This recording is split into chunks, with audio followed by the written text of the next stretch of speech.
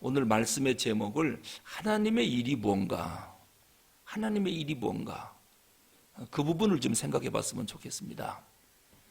간혹 가다가 신학교 가겠다고 청년들이 와서 추천서를 써달라고, 담임 목사 추천서를 써야 신학대학에 입학할 수가 있거든요.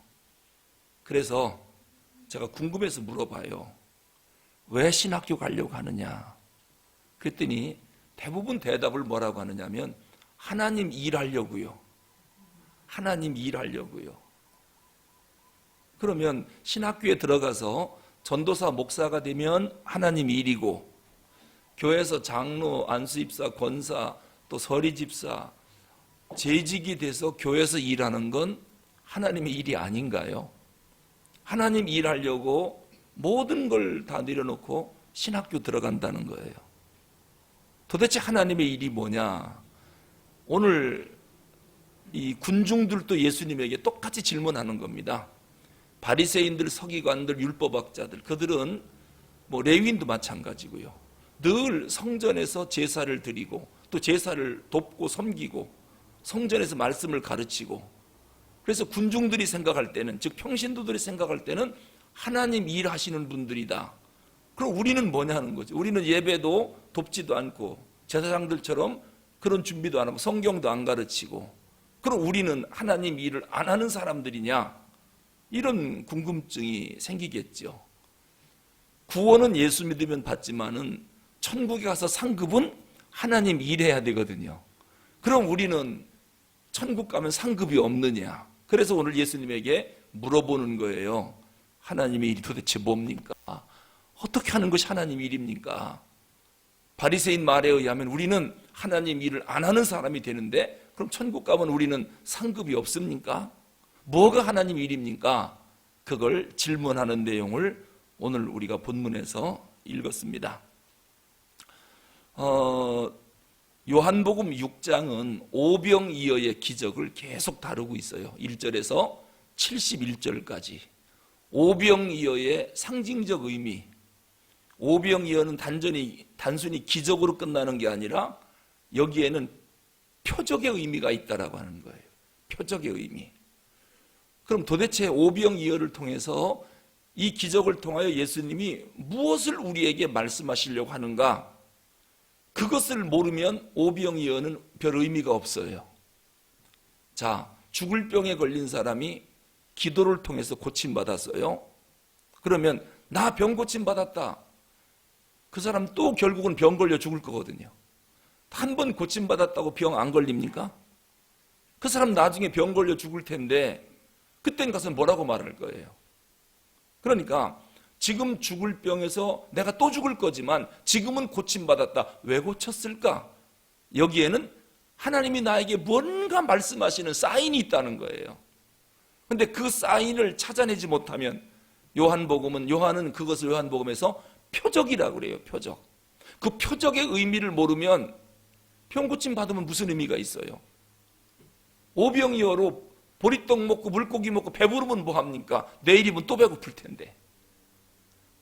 도대체 이 의미가 뭐냐? 그것을 모르면 기적은 아무 의미가 없다는 거예요. 그래서 오병이어가 뭘 나타내려고 하는 건지 그걸 지금 이 백성들에게 가르쳐주고 싶은 거예요. 근데 백성들은 단지 기적을 일으켜서 배부르게 먹으니까 아이고 이분 왕 만들면 먹고 사는 건 걱정 없겠다. 어제 배부르게 먹었는데 오늘 또 배고프네? 그럼 벳세다 광야에 또 가보자. 예수님 거기 계시면 또 얻어먹자.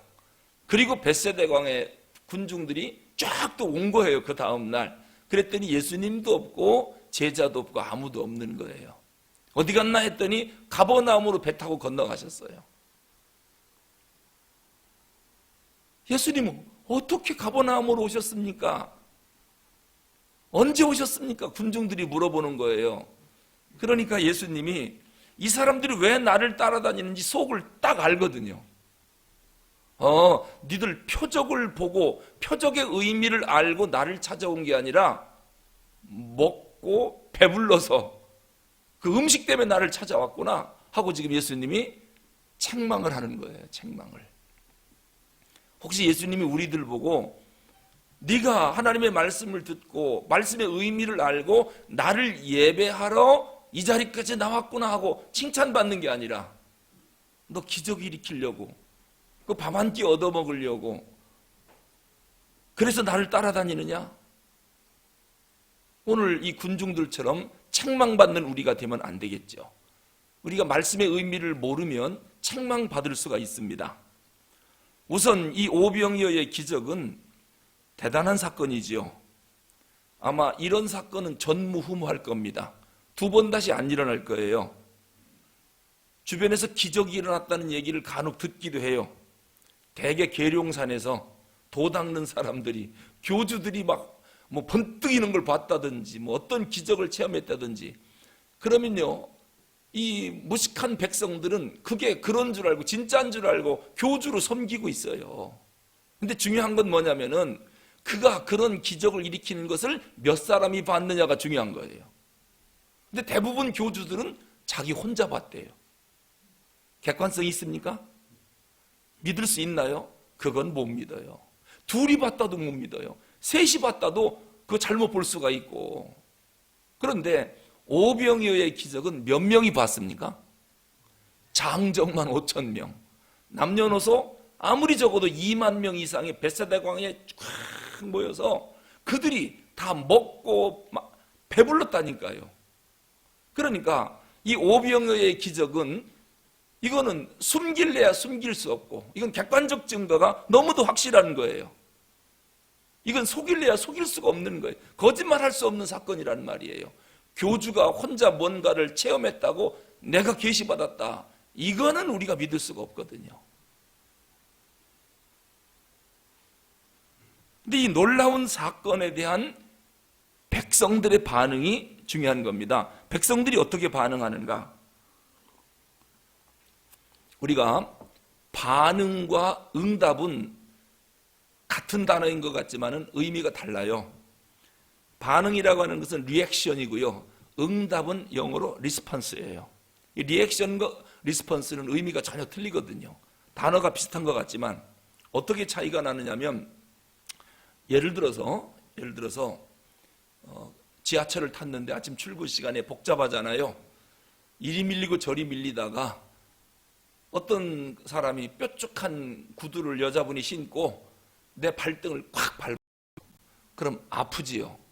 그때 아야 하고서 그냥 손 들어가고 자기 감정을 표현하면 이 사람은 리액션이라고 그래요. 이걸 보고 반응이라고 그래요. 반응.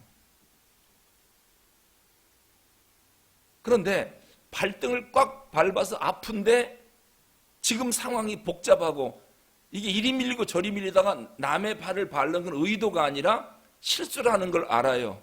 그리고 보니까 이 사람이 너무 미안해하는 거예요. 이게 실수였다라고 하는 거죠.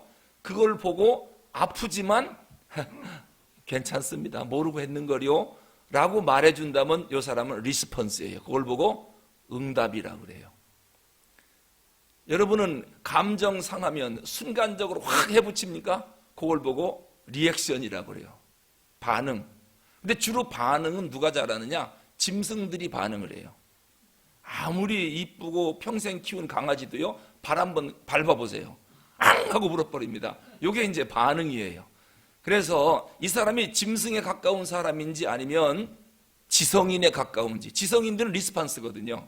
아무리 아파도 이게 실수를 하는 걸 알고 본인이 미안해하면 괜찮습니다 하고 참을 줄 아는 이런 반응을 보이는 게 리스판스거든요. 그러니까 내가 지성인에 가까운지 아니면 짐승에 가까운지는 반응을 보이느냐 리스폰스를 보이느냐, 그걸 보면 알 수 있죠. 자, 오늘 예수님의 기적을 보고 이 군중들은 어떤 반응을 보였는가, 이제 그게 궁금한 거예요. 우선 첫 번째, 이 군중들은요, 일단은 보리떡 5개 물고기 2마리로 예수님이 하늘을 향하여 축사하고 제자들에게 나눠주라 하니까요, 장정만 5천 명 먹고 어린아이들, 부녀자들, 노인들도 다 먹었겠지요. 12강주리를 남겼어요. 이거를 받으면서 제자들이, 이 군중들이 너무너무 놀랬을 거예요. 이게 이제 반사적인 반응입니다. 깜짝 놀랐겠죠. 어찌 이런 일이 있을 수가 있는가? 먹으면서도 놀랐겠죠. 그러다가 이제 응답을 합니다. 리스폰스. 어떻게 응답하느냐? 아니, 이렇게 능력 있는 분이 이스라엘의 왕이 되신다면 우리 민족적 소원을 이루어 줄 수 있을 것이다. 왜요? 이 정도 능력이면 조국 독립은 쉽게 할 수 있다고 생각합니다. 이제 정치적으로 이 사건을 깊이 생각한 후에 응답을 보이는 것입니다. 그 당시 이스라엘의 소원은 오직 하나였죠. 로마로부터 독립하는 거. 언젠가는 우리도 다윗 왕처럼, 아니 솔로몬 왕처럼 위대한 왕이 나타나서 로마를 물리치고 혁명을 일으켜서라도 나라를 찾아줄 메시아, 강력한 통치자가 올 것이다. 이것이 유대인들의 오매불망 소원이었습니다. 근데 예수님 하시는 걸 딱 보니까 이분이면 되겠다는 겁니다. 이런 반응을 보였습니다. 그런데 이 오병이어의 기적을 보고 나서 군중들이 뭐를 오해했느냐면 이 예수님을 아마 우리를 구원하라고 하나님이 보내주신 메시아인가 보다, 거기까지는 좋았는데 이 메시아를 어떤 메시아로 알았느냐? 정치적인 메시아로 알았어요. 그들은 메시아가 오실 때 영광의 메시아로 오실 줄 알았어요.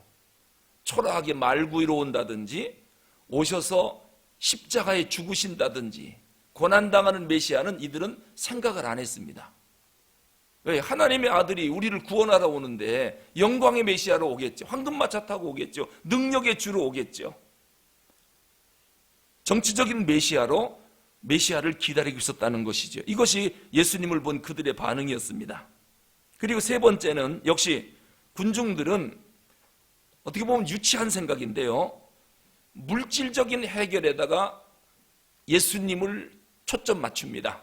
그래서 이분만 왕으로 모시면 먹고 사는 것은 걱정 없겠다. 아주 현실적으로 예수님을 생각합니다. 그런 반응을 보이는 거예요. 그래서 22절에 보니까 그 다음 날입니다. 어제 오병이어로 많이 먹고 그 다음 날 어제 기적이 일어났던 그 자리로 군중들이 또 몰려왔습니다. 왜냐하면 또 얻어먹을까 그런 마음도 있었지만은 내친 김에 예수님을 만나서 유대인의 왕이 되어달라고 부탁을 해야 되겠다. 그런데 예수님을 못 만난 거죠. 어디 가셨나 봤더니 24절에서 25절에 보니까 배를 타고 이미 가버나움으로 건너가신 겁니다. 갈릴리 바다를 건너간 거죠. 그때 이 사람들이 거기로 가신 걸 알고 얼른 배를 타고 가버나움으로 다 온 겁니다. 랍비여, 어느 때 여기 오셨습니까?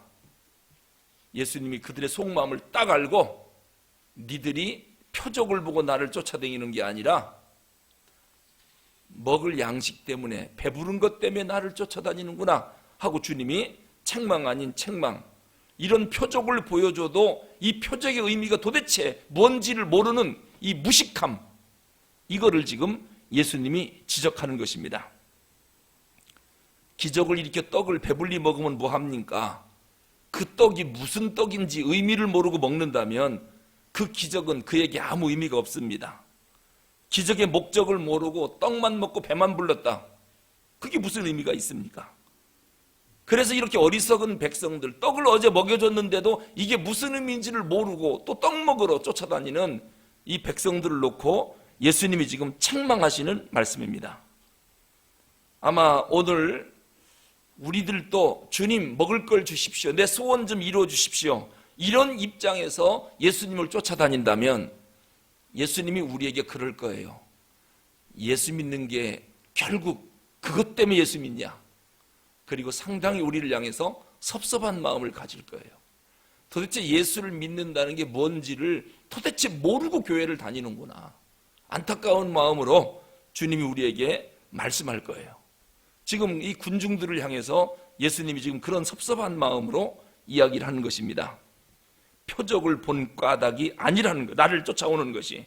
자, 그러면 예수님이 오병이어의 기적을 통해서 무엇을 알려주고 싶었을까요? 지금 예수님은요, 이제 이 사건을 끝난 다음에 예루살렘으로 들어가서 십자가를 지고 죽으실 거거든요. 그러니까 십자가 지시기 전에 벳세다 광야에 군중들을 모아놓고 십자가가 무엇을 의미하는지 그걸 지금 성찬식을 통해서 보여주는 거거든요. 떡을 다 나눠주면서 니들 이거 먹어야 산다. 근데 이 떡이 누구냐면 바로 내 몸이라는 거. 잠시 후에 예루살렘에 가서 십자가에 내 몸이 찢길 거다. 너희들이 내 몸을 먹어야 영생을 얻는다. 그 성찬식을 십자가 앞두고 벳세다 광야에서 예수님이 하는 겁니다. 그러니까 떡을 먹여주는 것은 십자가에 찢긴 예수님의 살, 이거를 상징적으로 알려주기 위해서 오병이어의 기적을 일으켰는데 떡만 넙죽넙죽 받아 먹지 도대체 이게 무엇을 의미하는 건지, 예수님 십자가에 찢긴 살을 의미한다는 것은 누구도 몰랐던 거예요. 떡을 보았지만 뜻 모르고 보니까 이건 못 본 거나 마찬가지지요. 떡을 먹었습니다. 뜻 모르고 먹었기 때문에 그건 먹으나 마나한 거예요. 그래서 지금 예수님이 책망을 하는 것입니다. 그러면서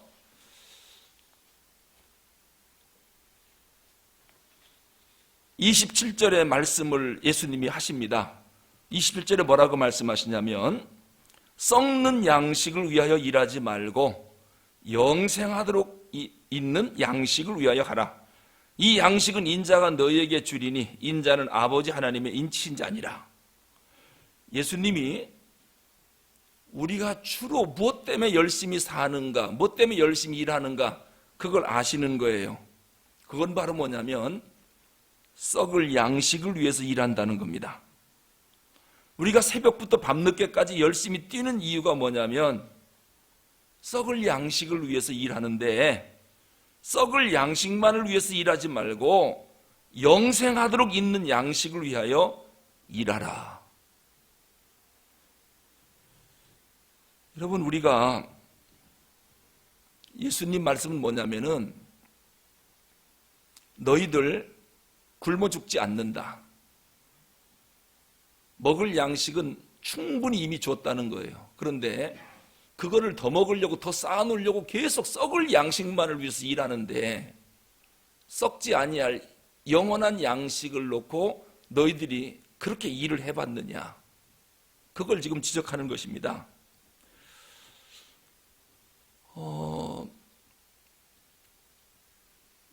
우리 한국 사람하고요 일본 사람하고 되게 먹는 음식들이 비슷하거든요. 그런데 위암 발생률이 한국 사람은 40%인데 일본 사람들은 5%밖에 안 된다는 거예요. 근데 그 이유가 뭔가를 의사들이 연구를 해보니까 한국 사람들의 특징 가운데 하나가 과식이랍니다. 과식. 근데 일본 사람들은 과식을 그렇게 하지 않는다는 거예요. 우리나라 사람에게만 있는 위장병이 있는데 그게 위하수체랍니다. 위하수체. 제가 제주도에 있을 때요, 아주 몸이 깡마른 권사님 한 분이 계셨어요. 그 권사님이 음식을 얼마나 많이 먹는지 몰라요. 뭐 고기도 뭐 몇 인분을 먹는지. 근데 살은 안 쪘어요. 아주 뼈만 앙상하게 있는데 그렇게 많이 드셔요. 근데 그 권사님이 뭐라고 그러냐면은 속이 아파서 병원에 가가지고 엑스레이를 찍었는데 위가 없다고 그래요. 위가. 그래서 이 위가 어디 갔는가 그랬는데 나중에 봤더니 작은 창자 속으로 들어가 있더래요. 위가. 그러면서 이게 대표적인 위하수체라고 그래요. 위하수체. 먹는 양이 하도 많으니까 위가 늘어나다가 밑으로 늘어나가지고 작은 창자 속으로 들어가서 위가 있을 자리에 위가 없는 거예요. 쫙 늘어져가지고 그걸 보고 위하수체라고 한답니다. 제가 그 얘기를 듣고 아이고 권사님 이제 조금씩만 드십시오. 그 위가 위로 올라와야지 밑으로 축 처져가지고. 근데 위하수체가 우리 한국 사람에게 주로 있는 병이랍니다. 그러니까 우리가요 적당히 먹는 게 아니라 그건 뭐 죽으려고 먹는 거죠. 특히 뷔페 가면 우리도 참 부담이 됩니다. 이거를 뭐 그냥 한 번 먹을 수도 없고 두 번 먹자니 그냥 너무 그냥 부담되고 그래서 뷔페를 가면 꼭 후회하고 나오잖아요. 원래 의학적으로 볼 때 인간의 위는 식사할 때마다 70% 이상 채우면 안 된답니다. 70%까지만 채워야 된대. 위 전체 용량의 70%. 그러니까 밥으로만 70% 채우는 게 아니라 디저트, 커피까지 다 마셨을 때 70%. 근데 우리는 어떻습니까? 어디 좀 잔치집에 가면은 뭐 일단 밥을 먹고 고기로 채우고 난 다음에 그 뒤에 무슨 죽 같은 게 나오면 못 먹지요. 회식을 가도 고기로 일단 꽉 채워놓고 그 다음에 나오는 밥이며 뭐 비빔밥이며 매운탕이며 그냥 다 놓고 나오잖아요. 왜냐하면 이미 벌써 100%, 120% 채워놨기 때문에. 짐승은요 배부르면 결코 안 먹는데요. 그래서 동물의 왕 사자도 배부르면 밀림에 평화가 온다 그런 말이 있어요. 아무리 싸나운 사자도 배부르면 짐승 손 안 댄다는 거예요. 배고파야 짐승을 잡아먹지.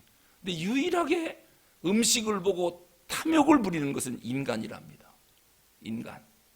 그래서 먹을 게 충분한데도 더 싸놔야 되고 더 가지려고 그러고. 그러니까 썩을 양식을 위해서 우리는 정말 아침 저녁으로 뛰어나가 일하는 거지요. 사실 지금 하나님이 우리에게 주신 거 현재 있는 것만 갖고도 평생 다 못 먹거든요. 그런데도 이거 갖고는 우리가 만족이 안 되는 거예요. 좀 더 먹어야 되고 더 가져야 되고. 그래 예수님께서 아니 영원한 양식을 위해서 좀 그렇게 애를 써보지. 어떻게 썩을 양식만을 위해서 그렇게 애를 쓰느냐. 썩지 아니할 영원한 양식을 좀 그렇게 구해봐라. 예수님 말씀하시는 겁니다. 자, 앞으로 식사도 우리가 신앙적으로 했으면 좋겠어요. 그냥 건강에 이로울 정도만 먹어야 되겠다. 해로울 정도는 먹지 말아야 되겠다. 라고 하는 거예요. 그 전쟁 영웅하면 알렉산더죠. 알렉산더가 세상을 떠날 때 유언을 했답니다. 관 옆에다가 구멍을 양쪽에 뚫고 자기 손을 좀 밖으로 좀 내달라고. 그래서 염하고 관을 넣을 때 양쪽 구멍을 뚫고 양손은 밖에다 내놔가지고 털레털레 보이도록. 관이 나가면서 백성들이 보고 무슨 교훈을 얻게 하려고 했느냐면요, 살아생전 세계를 흔드는 정복왕 알렉산더였지만 죽어서 갈 때 이렇게 빈손으로 가니까 백성들아 너무 욕심내지 마라. 그거를 관을 통해서 보여주고 싶었다는 것입니다. 이 말은 썩을 양식을 위해서 너무 일하지 말고 썩지 않을 양식을 위해서 일을 하라. 예수님 말씀, 이것을 우리가 좀 깊이 마음에 새겨야 되겠습니다. 이어서 28절에 유대 사람들이 뭐라고 이 군중들이 물어보느냐면 예수님께 다시 질문하는 겁니다. 서두에 말씀드린 것처럼 예수님, 우리가 어떻게 해야 하나님 일을 합니까? 어떻게 하는 것이 하나님을 기쁘게 하고 어떻게 하는 것이 하나님의 의가 되고 어떻게 하는 게 하나님 앞에 공로가 될 수 있습니까?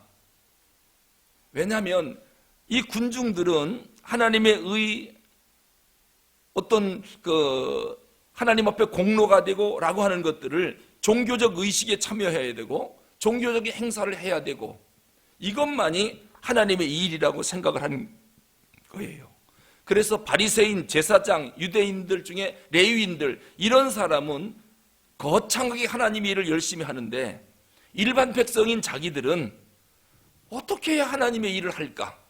우리는 하나님의 일을 안 하니 어떻게 하면 좋은가? 이런 걱정을 했던 거예요. 그래서 예수님에게 하나님을 위해서 일을 좀 하고 싶은데 하나님의 일이 뭡니까? 그렇게 물어본 거예요. 마치 왜 신학교 가려고 하느냐 물을 때 나 하나님 일하려고 갑니다. 그럼 지금까지 한 건 하나님의 일이 아니냐? 하나님 일이 아니라고 생각하니까 하던 일 버리고 이건 세상 일이라고 생각을 했겠죠. 그리고 하나님 일 한다고 신학교를 들어가는 그 사람하고 다를 바가 뭐가 있겠습니까? 그래서 오늘 군중들이 예수님에게 그런 질문을 한 것입니다. 그랬더니 29절에서 예수님이 대답하시기를 하나님의 보내신 자를 믿는 것이 하나님의 일이니라 그랬습니다. 하나님이 보내신 자 누굽니까? 예수님입니다. 그 예수님을 믿는 것이 하나님의 일이란다. 그럼 예수님을 믿는 것, 예수님의 뭐를 믿는 겁니까? 예수님의 뭐? 예수님의 구원 사역입니다. 예수님의 구원 사역을 그대로 받아들이는 것, 그리고 그 말씀에 순종하는 것, 그리고 주님의 제자가 되는 것, 이것이 하나님의 일이다. 그러니까 오늘 우리는 예수님을 믿기 때문에 예배에 나왔잖아요. 우리 예수 잘 믿잖아요. 예수님이 하신 구원 사역을 다 받아들이잖아요. 지금 하나님의 일을 대단히 잘하고 있는 겁니다. 하나님의 일을 열심히 하고 있는 것이지요. 그리고 보내신 이, 즉 예수 그리스도를 믿는 것, 이것이 하나님의 일이다.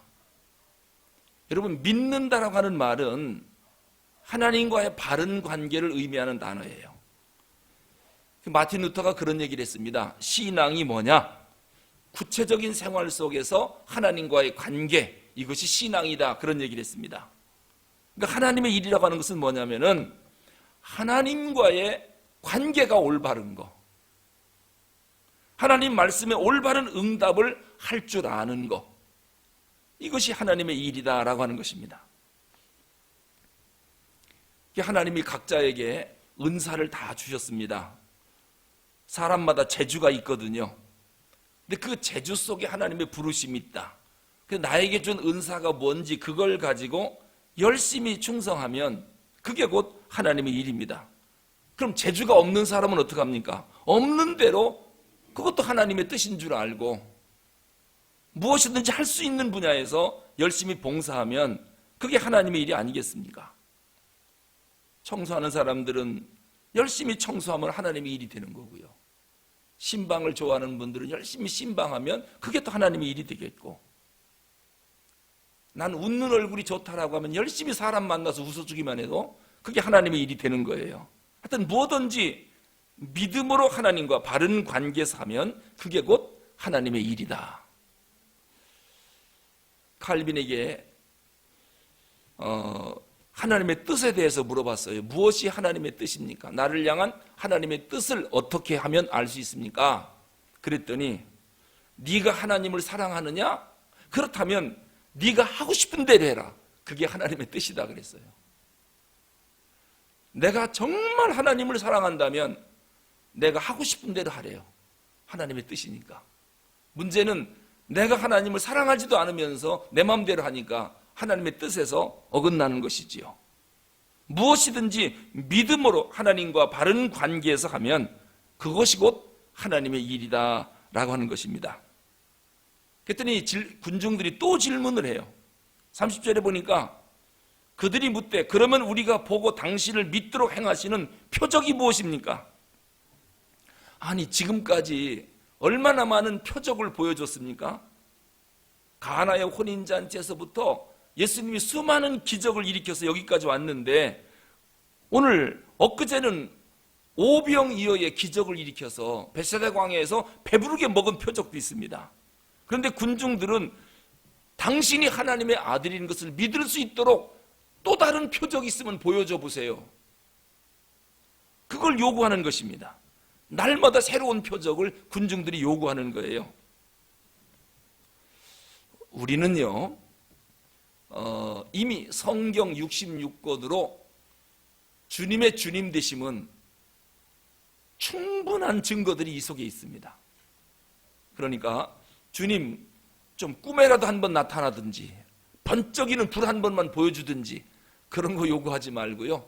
주님 나한테는 어떤 기적, 표적 안 보여줘도 66권 이 말씀으로 충분히 나에겐 표적이 됩니다. 그리고 말씀에 죽은 나사로 살렸으면 꼭 내가 죽었다 살아야 됩니까? 안진뱅이가 38년 동안 누워있다가 일어났으면 그러면 믿으면 되지. 꼭 내가 누웠다 일어나야 그게 증거가 되는 겁니까?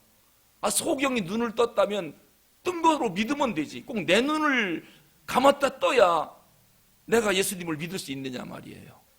성경에 나오는 수많은 이적과 표적을 내 표적으로 삼으면 되거든요. 그렇게 보면 주님의 주님 되심의 증거는 성경에 가득합니다.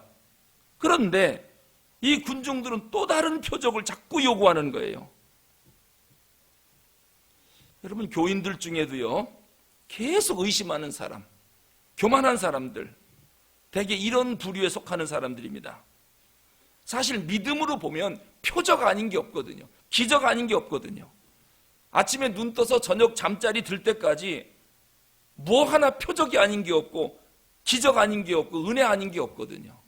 근데 믿음의 눈으로 안 보고 의심의 눈으로 보면 이 교만한 사람들은 그러한 현상 속에서 표적을 못 찾아내는 것입니다.